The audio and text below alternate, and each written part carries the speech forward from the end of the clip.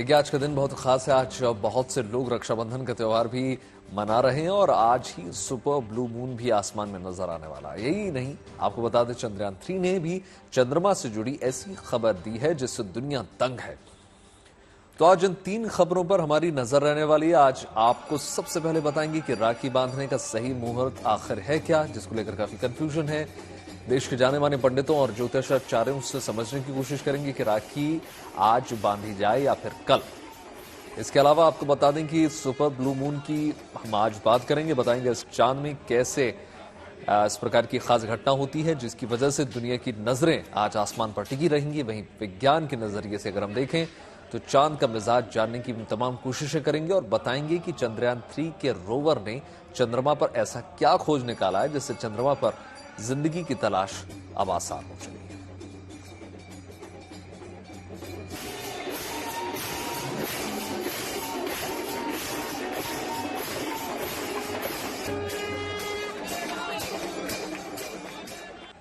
तो आज एक तरफ चांद पर दुनिया की नजर रहने वाली है तो दूसरी ओर कुछ लोग रक्षाबंधन का पर्व भी मना रहे हैं। तो चंद्रमा पर क्यों है खास नजर और रक्षाबंधन को लेकर कहां क्या कुछ हो रहा है, चलिए पहले ये जान लेते हैं।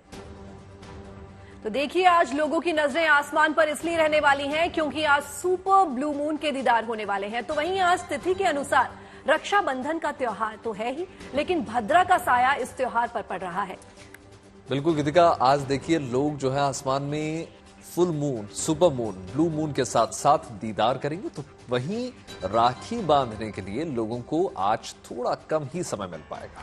बिल्कुल, जिनकी चांद में दिलचस्पी है वो सूर्यास्त के तुरंत बाद सुपर ब्लू मून के दीदार कर सकेंगे। वहीं जो लोग आज ही रक्षाबंधन का त्योहार मना रहे हैं वो आज रात को 9:02 पर राखी बंधवा सकेंगे। चंद्रमा पर आज वैज्ञानिकों की खास नजर होगी। तो वहीं जो लोग सूर्यास्त के बाद कोई भी त्योहार नहीं मनाते वो कल सुबह 7:05 तक राखी का त्योहार मना सकेंगे। बिल्कुल, आज दुनिया चांद की बात इसलिए भी करेगा क्योंकि चंद्रयान 3 ने दक्षिणी ध्रुव पर ऑक्सीजन की खोज कर ली है। तो वहीं आज रक्षाबंधन पर महाकाल को बांधी गई राखी भी चर्चा में आ गई है। आज चंद्रमा को लेकर बड़ा दिन इसलिए भी माना जा रहा है क्योंकि चंद्रयान 3 ने ऑक्सीजन समेत 7 तत्व और खोज निकाले हैं गीतिका, जो विज्ञान के लिहाज से बहुत बड़ी बात है। तो वहीं राखी का त्योहार अगर मनाने वालों के लिए आज और कल दोनों ही दिन बहुत खास होने वाले, क्योंकि इस बार देखिए रक्षाबंधन 2 दिन मनाई जा रही है। तो पिछले कुछ सालों से रक्षाबंधन की तिथि को लेकर उलझन की स्थिति बनने लगी है। वैभव, ऐसा नहीं होता है कि 2-2 डेट जो होती हैं आजकल हर त्योहार पर निकलने लगी हैं, लेकिन वही कंफ्यूजन आज हम दूर करेंगे गीतिका। बिल्कुल, तो इस साल भी कुछ ऐसा ही देखने को मिल रहा है। लोग इस बात को लेकर चिंता में हैं कि कहीं भद्रा के साए के बीच वो रक्षाबंधन न मना ले। हर साल श्रावण महीने के शुक्ल पक्ष की पूर्णिमा तिथि को रक्षाबंधन मनाते हैं, लेकिन इस बार दुविधाएं बहुत सारी हैं। पहली दुविधा ये कि रक्षाबंधन कब मनाएं, आज यानी 30 तारीख को या फिर कल 31 को। दूसरी दुविधा भद्रा काल को लेकर है जो रक्षाबंधन के बीच में पड़ रहा है। जाहिर है कि ऐसे में कंफ्यूजन तो होना लाजमी है, जिसके सॉल्यूशन तक सभी पहुंचना चाहते हैं। तो क्या है रक्षाबंधन का सबसे सटीक मुहूर्त, जानिए ज्योतिषाचार्यों से। रक्षाबंधन रात में 8:04 से प्रारंभ होगा और 11:36 पर पूर्ण होगा। इसलिए रक्षाबंधन का जो मुहूर्त है वह 8:04 से और 11:36 रात में है। इसी समय में रक्षाबंधन की ये पूर्ण जो शुभ मुहूर्त है और रक्षाबंधन इसी समय करना चाहिए। तारीख है 30 को रात में 8:36 8 से और 36 मिनट 11:36 तक। श्रावण शुक्ल पक्ष पूर्णिमा 30 अगस्त को भी है और 31 अगस्त को भी है। 30 अगस्त को रात में 8 बजे तक भद्रा है। 8 से 8:30 के बीच में राखी बंधन किया जा सकता है और 31 को सुबह 7:40 तक पूर्णिमा है, जबकि 7:40 के बीच में रक्षाबंधन किया जा सकता है। 30 अगस्त को प्रातः 10:58 से पूर्णिमा शुरू हो रही है।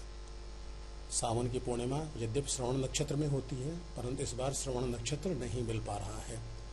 10:58 से 12 घंटे की औसतन यानी 9:05 रात्रि तक भद्रा रहेगी। इस बीच में राखी नहीं बांधी जानी चाहिए। 9:05 के बाद से लेकर के अगले दिन प्रातः 7:05 के बीच में कभी भी राखी बांधी जा सकती है, जो हमें सुलभता से समय मिल जाए। भद्रा काल में रक्षाबंधन का पर्व नहीं मनाया जा सकता। भद्रा काल में रक्षाबंधन का पर्व मनाना मना है। 2 पर्व ऐसे हैं जिनमें भद्रा का बहुत विचार किया जाता है। एक है होलिका दहन और एक है रक्षाबंधन। तो अब चूंकि रक्षाबंधन वाले दिन यानी 30 अगस्त को रात के 9:01 तक भद्रा रहेगी, इसलिए रक्षाबंधन का पर्व 30 अगस्त को रात के 9:01 के बाद ही मनाना उचित होगा। रात में रक्षाबंधन के कार्य में थोड़ा सा अवॉइड किया जाता है, कोशिश किया जाता है कि सूर्योदय के समय रक्षाबंधन का कार्य किया जाए। ऐसी स्थिति में अगले दिन जो पूर्णिमा तिथि प्राप्त हो रही है तो वह 7:46 तक व्याप्त होगी। तो 7:46 तक होने से केवल 7 से 8 मिनट जो 2 घड़ी की बात हो रही है कि 2 घंटे 24 मिनट तक होना चाहिए, उसमें मात्र 4 से 5 मिनट का अंतर हो जा रहा है। इस कारण से अगर हम सुबह भी बांधते हैं तो कोई दोष नहीं लग रहा है, क्योंकि रात में उसके बाद भद्रा काल में हमें किसी भी कीमत पर लोग प्राय बचते हैं। भद्रा में तो बांधना ही नहीं है। तो ऐसी स्थिति में 31 तारीख की सुबह में यदि रक्षाबंधन का काम करते हैं तो बहुत बड़ा कोई दोष नहीं है काशी के पंचांगों के अनुसार। रक्षाबंधन का शुभ मुहूर्त 30 तारीख की रात में 9:02 से लेकर 12 रात तक है, जिसमें कि उसके बाद दूसरे दिन प्रातः काल से लेकर सुबह 7:02 तक है। इसके बीच में ही रक्षाबंधन का त्यौहार मनाना चाहिए। यह बहुत ही शुभ मुहूर्त है। इसमें करने से तमाम प्रकार के शुभ फलों की प्राप्ति होती है। थोड़ा डाउट क्लियर हुआ होगा। हमने ज्योतिषाचार्यों की जुबानी से जाना कि रक्षाबंधन का महत्व और मुहूर्त। अब आपको दिखाते हैं देश भर में रक्षाबंधन को लेकर कैसा क्रेज देखने को मिल रहा है। देश के अलग अलग हिस्सों से देखिए रंग बिरंगी तस्वीरें निकलकर सामने आ रही हैं। उज्जैन के महाकाल के दरबार से रक्षाबंधन की शुरुआत हुई।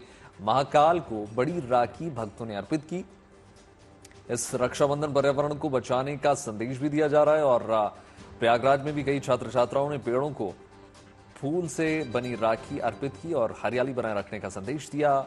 हमारी सुरक्षा में सीमा पर तैनात जो जवान हैं उनकी कलाई पर भी बहनों ने राखी बांधी। ये जवान हमारी सुरक्षा में तैनात रहते हैं ताकि हम महफूज रहें।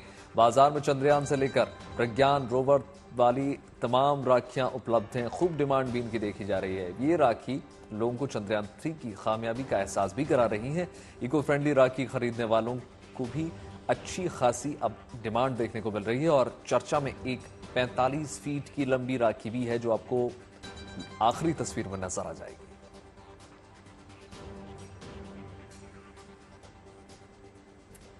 और उज्जैन में भगवान महाकाल को राखी बांधी गई। मंदिर के पुजारियों के परिवार की तरफ से सबसे पहले महाकाल को राखी बांधी गई, क्योंकि उज्जैन में कोई भी पर्व हो या त्योहार उसकी शुरुआत महाकाल के दरबार से होती है। भगवान महाकाल को भाई पुजारियों की पत्नियां और बहनों ने ये राखी बांधी और समस्त देशवासियों की रक्षा की कामना की। रक्षाबंधन के मौके पर बाबा का मनमोहक श्रृंगार किया गया।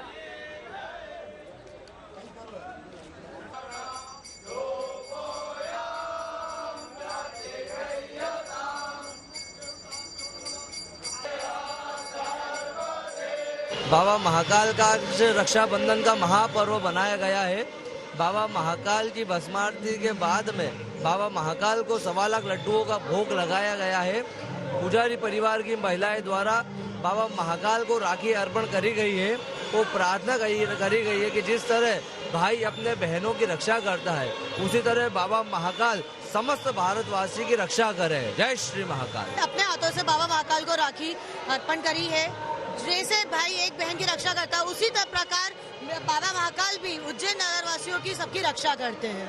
रक्षाबंधन पे महाकाल जी की पूजा में शामिल हुए हैं। ये हमारे लिए बहुत सौभाग्य की बात है बहुत अच्छी किस्मत है हमारी कि हम आज के दिन श्रावण पे, आज के दिन हम लोग यहाँ पे आए हैं सावन की और राखी भी है। और रक्षाबंधन पे भगवान महादेव जी ने हमने अपनी रक्षा के लिए जो है उनको राखी बांधी। हम सभी नियमित दर्शनार्थी हरिओम जल चढ़ाते हैं, 12 महीने भस्मारती में आते हैं और हम इस दिन का बहुत समय से इंतजार करते हैं कि यार राखी है, आज बाबा को राखी बांधना है। और हम लोग आज बहुत खुश हैं कि आज हमने बाबा को राखी अर्पित की है। बाबा से हमने भाई बनाया है, हम उनकी रक्षा कामना करते हैं कि सबको सुख शांति स्मृति दे और सबकी रक्षा करे। बाबा महाकाल उज्जैन अवंतिका के राजा हैं, सबसे पहले महाकाल बाबा को ही राखी बांधी जाती है। देखिए, रक्षाबंधन पर बाबा का मुंह मीठा भी करवाया गया। इसके लिए महाकाल को 1.25 लाख लड्डुओं का भोग लगाया गया। ये लड्डू लगभग 3 दिन में बनकर तैयार हुए हैं। आपको बता दें, सदियों से परंपरा लगातार चली आ रही है। राखी पर 1.25 लाख लड्डुओं का भोग जो है भगवान को अर्पित किया जाएगा। महाकाल के दरबार में लड्डुओं को इस कदर रखा गया कि नजारा एक सुंदर रंगोली के रूप में नजर आए। उसी की तस्वीरें इस वक्त आप देख रहे हैं किस प्रकार से उनको इतनी बड़ी संख्या में भोग लगाया गया। और ये जो परंपरा है निरंतर कई वर्षों से जारी, कोई भी त्योहार होता है इसी प्रकार से शुरुआत की जाती है, शुभ शुरुआत।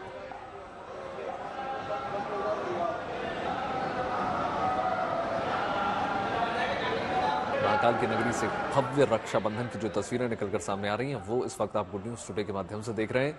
इस प्रकार से 1.25 लाख लड्डुओं का भोग चढ़ाया गया और इसको एक ऐसा रूप दिया गया जो एक रंगोली के रूप में नजर आ रहा है।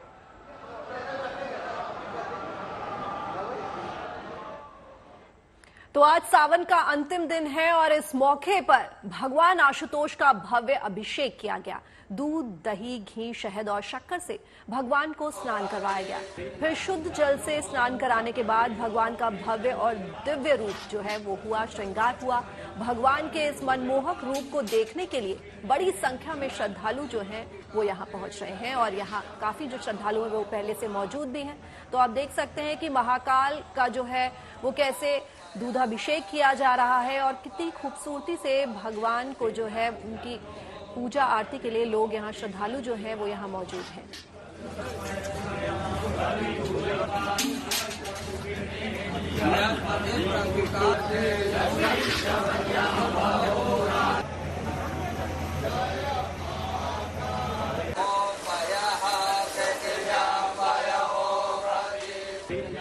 अभिषेक भोग और राखी बांधने के बाद महाकाल की भव्य आरती भी हुई। महाकाल के जयघोष से फिजा गूंज उठी।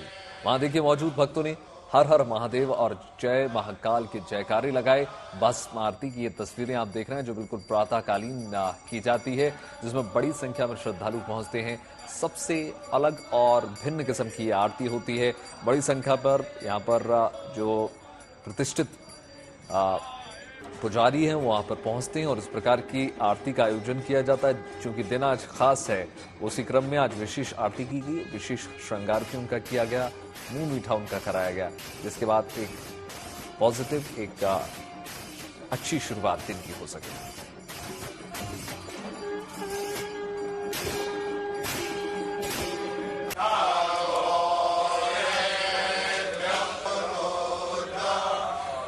भस्म आरती की तस्वीरें।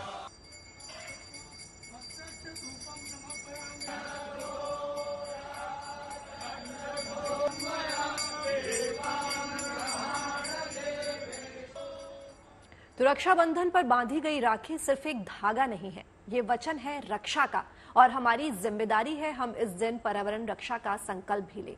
इसी मकसद से प्रयागराज में पेड़ों और फूलों की राखी बांधी गई। हरियाली ग्रुप की तरफ से छात्र छात्राओं ने पेड़ को रक्षा सूत्र बांधे। इलाहाबाद यूनिवर्सिटी कैंपस में लगे पेड़ और पौधों का टीका किया गया और फिर उनको राखियां बांधी गई।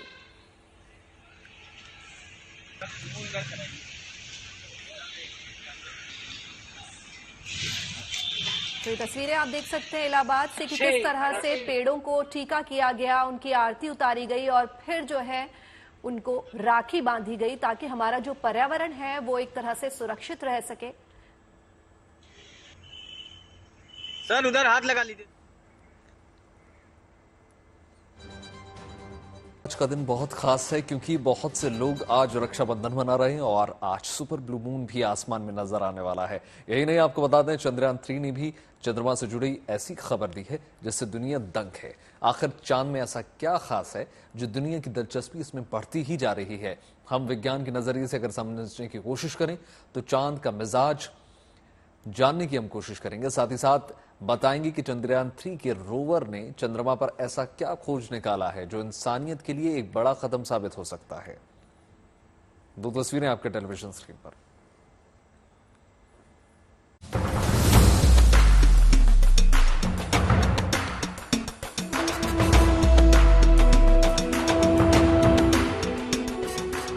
अब से कुछ घंटों बाद आसमान में चांद कमोबेश कुछ ऐसा ही दिखाई देने वाला है। इतना ही बड़ा और इतना ही चमकीला होगा चांद।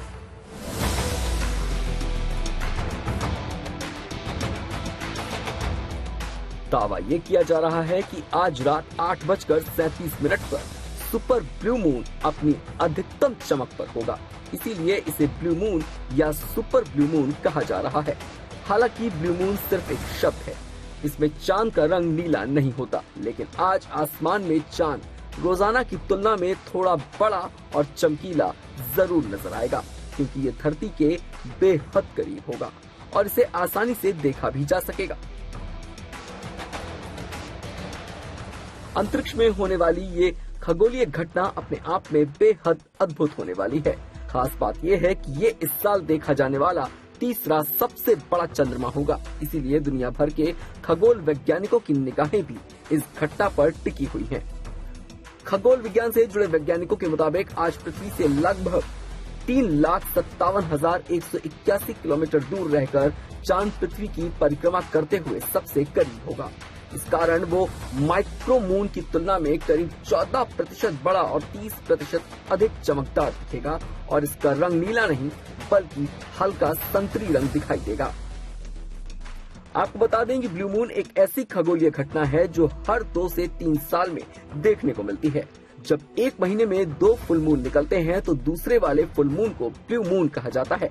ऐसे में हर कोई इस घटना को अपनी आंखों में कैद करने के लिए बेताब है।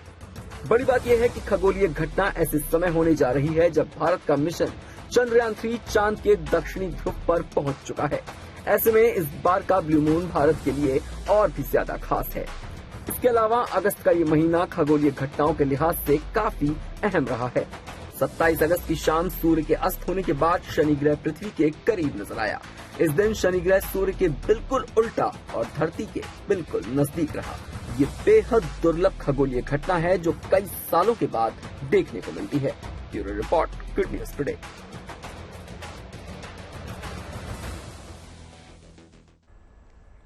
तो चलिए आपको एक बार फिर से बताते हैं कि क्या होता है सुपर ब्लू मून और आज की खगोलीय घटना आखिर क्यों खास मानी जाती है।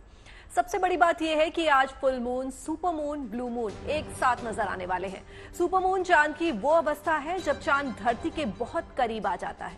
टीका कृतिका देखिए, धरती के नजदीक होने की वजह से चांद जो है आम दिनों के मुकाबले बड़ा दिखाई देता है। सुपर मून की अवस्था में चांद धरती से 2700 मील करीब होता है। इसी वजह से चांद ज्यादा बड़ा नजर आता है। बिल्कुल, जहां तक ब्लू मून की बात है तो जब एक महीने में 2 बार पूर्णिमा हो तो उसे ब्लू मून कहते हैं। देखिए, इसरो के चंद्रयान 3 ने पूरी दुनिया को एक नई उम्मीद दी है, क्योंकि चंद्रयान 3 जो है ने चांद की सतह पर ऑक्सीजन की खोज कर ली है। ये खोज जो है चांद पर किसी जिंदगी की खोज खजाने से कम नहीं है। प्रज्ञान रोवर ने चांद की सतह पर ऑक्सीजन के साथ साथ सल्फर होने का भी दावा किया है।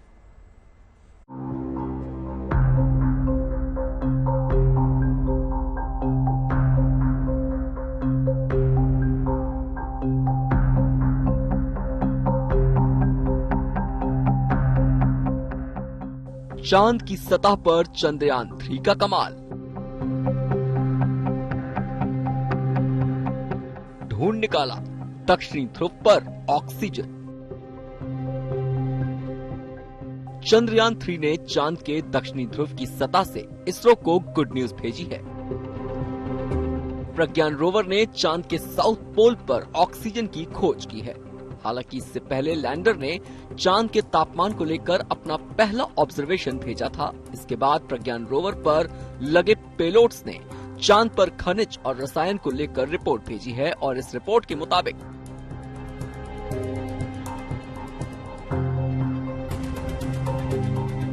चंद्रमा की सतह पर ऑक्सीजन मौजूद है।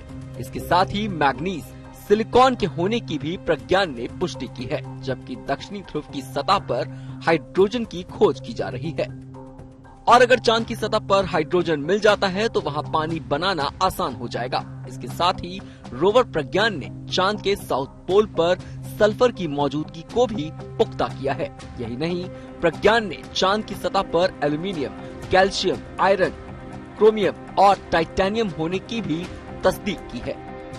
उसके जो इनिशियल फाइंडिंग्स बाहर आए हैं उसमें स्पष्ट दिख रहा है कि अलग अलग स्पेक्ट्रल लाइंस, अलग जो मिनरल्स की होती है तो उसका एलिमेंटल कंपोजिशन पता लगता है, सॉइल कैसी है, वहाँ की जमीन कैसी है। तो उसमें जो खासकर बात बाहर आई है कि सल्फर की जो स्पेक्ट्रल लाइन है वो क्लियर दिखती है, जो पहले अन्य जगह पे उतनी क्लैरिटी से नहीं दिखती। तो वो साउथ पोल पे जो भी जमीन उन्होंने एनालिसिस की उसमें सल्फर का प्रेजेंस क्लियरली दिखता है। आपको बता दें कि चांद पर लैंडिंग के बाद से ही प्रज्ञान रोवर चांद की सतह पर लगातार स्टडी कर रहा है। प्रज्ञान रोवर पर लगे पेलोड लिप्स का काम चांद पर magnesium, aluminium, silicon, potassium, calcium, tin और लोहे की खोज करना है। इसके साथ ही अल्फा पार्टिकल एक्सरे स्पेक्ट्रोमीटर चांद की सतह पर मौजूद केमिकल्स यानी रसायनों की मात्रा और गुणवत्ता की स्टडी कर रहा है। इसरो और प्रज्ञान रोवर के लिए अगले कुछ दिन बेहद अहम हैं, क्योंकि चांद के दक्षिणी ध्रुव पर पृथ्वी के 14 दिन का एक दिन होता है। लिहाजा चांद पर अगले 3 सितंबर तक दिन रहेगा। उसके बाद अगले 14 दिन तक चांद के साउथ पोल पर रात हो जाएगी और कहा जाता है कि इस दौरान साउथ पोल पर तापमान -100 से -200 डिग्री या फिर उससे भी ज्यादा नीचे चला जाता है। ऐसे में इसरो की भी कोशिश है कि चांद के दक्षिणी ध्रुव पर रात होने से पहले प्रज्ञान रोवर से ज्यादा जानकारी इकट्ठा की जाए। भी हमारे पास समय जो 14 दिनों का है उसमें से कुछ ही समय बाकी रह गया है। 3 सितंबर रविवार को शाम तक तो ये इतना समय हमारे पास है। तो जैसे पहले भी मैंने बताया था कि समय के खिलाफ हम दौड़ कर रहे हैं। अभी तक रोवर जो 15 मीटर के आजू बाजू चला है उसको हम जितना अधिक से अधिक हो सके चंद्र की सतह पर घुमाने की कोशिश कर रहे हैं। चांद की सतह पर चंद्रयान 3 नए कीर्तिमान बना रहा है और अब उम्मीद यही है कि प्रज्ञान रोवर अगले कुछ दिनों में चांद के और भी रहस्यों से पर्दा उठाएगा, जो हिंदुस्तान समेत पूरी दुनिया को नई उम्मीद देगा। Bureau report, good news today. और अब बात G20 के रंग में रंगी दिल्ली की। विदेशी मेहमानों के स्वागत के लिए राजधानी दिल्ली तैयार है। हर छोटी से छोटी चीजों पर खास ध्यान दिया जा रहा है। समिट के दौरान विदेशी मेहमानों के लिए करीब 450 लग्जरी गाड़ियों का इंतजाम किया गया है, जो सुरक्षा और सुविधा के लिहाज से बेहद खास है।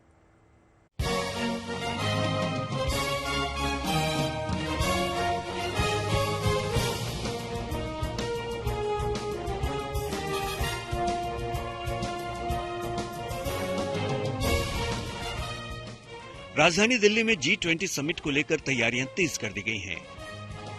दिल्ली को सजाया संवारा जा रहा है। अब इंतजार है तो सिर्फ विदेशी मेहमानों का। G20 समिट में शिरकत करने के लिए दुनिया भर के 20 सबसे ताकतवर देशों के राष्ट्राध्यक्ष भारत दौरे पर रहेंगे।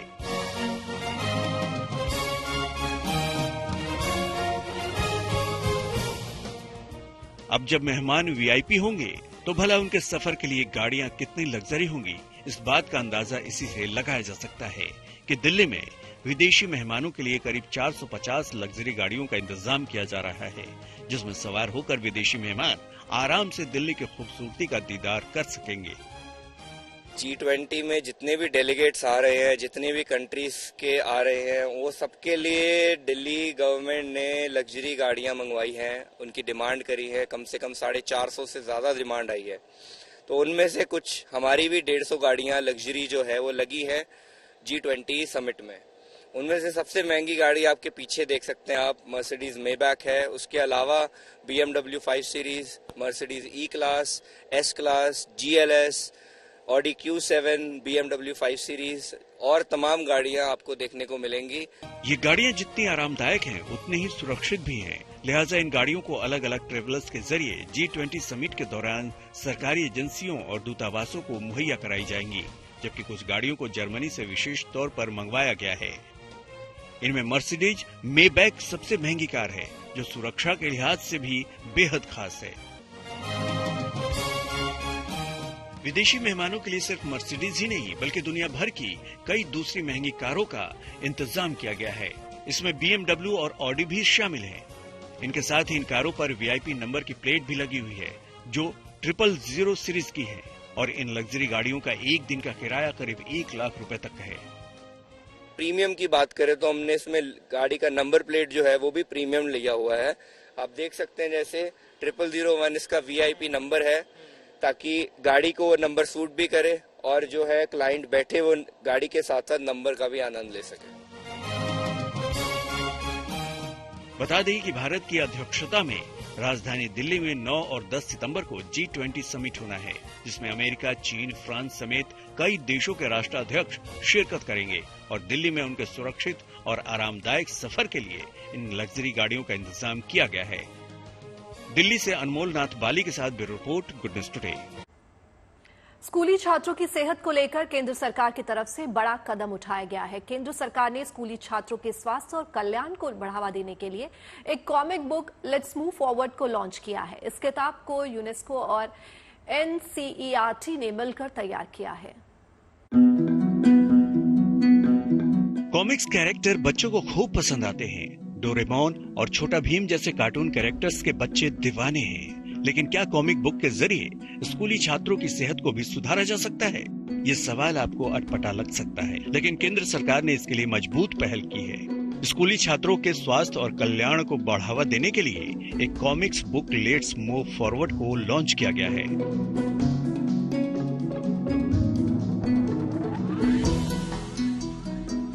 ये कॉमिक बुक खासकर किशोरावस्था यानी बड़े हो रहे बच्चों को ध्यान में रखकर तैयार की गई है। इस कॉमिक बुक के जरिए बच्चे मेंटल हेल्थ के साथ साथ शारीरिक बदलाव को भी समझेंगे। विशेष करके बच्चों की उम्र जब बढ़ती है, जब वो एडोलेसेंट होते हैं, किशोर होते हैं, उस समय में उनकी बहुत सारे जिज्ञासा भी बढ़ जाती है। वो जिज्ञासा स्वास्थ्य संबंधित होती है। अपना गले का आवाज क्यों बढ़ा, बदला क्यों, ये सारा विषय आता है। उसी संबंध में एक रोचक तरीके से ये किताब को बनाया गया है। स्कूली बच्चे इस किताब के जरिए रिलेशनशिप, जेंडर इक्वलिटी, न्यूट्रिशन, साफ सफाई जैसी चीजों को सही तरीके से इस्तेमाल करने के बारे में तो सीखेंगे ही, साथ ही नए दौर को ध्यान में रखते हुए इसमें इंटरनेट सेफ्टी एंड रिस्पॉन्सिबिलिटी जैसे सब्जेक्ट को भी कवर किया गया है। कॉमिक बुक में 11 विषय हैं जिसके बारे में हमने बात किया है। बहुत ही मनोरंजक कहानियां हैं इसमें, जिसमें हम ग्रोइंग अप हेल्दी है, इंटरपर्सनल रिलेशनशिप है, मेंटल हेल्थ है, रिप्रोडक्टिव हेल्थ है, वायलेंस है, ये सारी जो विषय हैं जो एडोलेसेंस के लिए बहुत जरूरी है, उसको हमने कहानी के माध्यम से बच्चों तक पहुंचाने की कोशिश करी है। इसमें हमें हेल्थ और जो हमारे कल्चर में रहा है पुराने टाइम से, उसको कैसे धीरे धीरे करके चेंज हो रहा है, वुमेन्स को एम्पावरमेंट मिल रही है, वुमेन्स एंड सबको इक्वल राइट्स एंड ऑल सब मिल रहा है इसमें। इस समय से बहुत मदद होगी और ये बहुत सारी लैंग्वेजेस में है, तो सब लोगों को इजी भी रहेगा ये समझने में। कॉमिक बुक को आयुष्मान भारत के तहत शुरू किए गए स्कूल स्वास्थ्य और कल्याण कार्यक्रम के साथ जोड़ा गया है। NCERT ने यूनेस्को के साथ मिलकर इसे तैयार किया है। हिंदी, अंग्रेजी सहित 11 भाषाओं में इस किताब को प्रकाशित किया गया है। Manish Chaurasia, Delhi, good news today. और शुभ समाचार में आज के लिए बस इतना ही, लेकिन आप अपना बहुत बहुत ख्याल रखिएगा। देश और दुनिया की तमाम पॉजिटिव खबरों के लिए यूं ही जुड़े रहिए गुड न्यूज टुडे के साथ। हमें दीजिए इजाजत, नमस्कार।